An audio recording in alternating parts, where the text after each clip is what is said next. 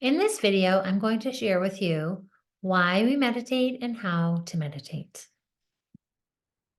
So why guided meditation? Guided meditation is an opportunity for us to align to source energy and love energy.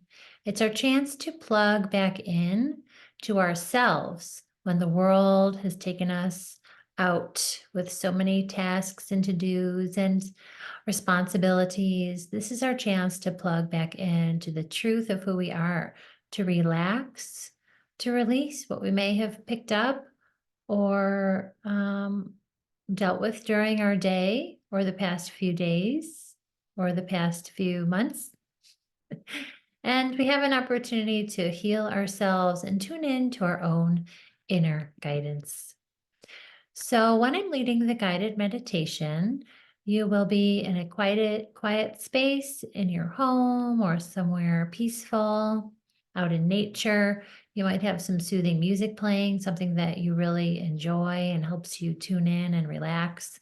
And just really trust the process. There's no right or wrong way, there's only your way. So you may get pulled off in a different direction during your meditation, and that's just fine. That's totally fine. So follow your own intuition and go with your own flow.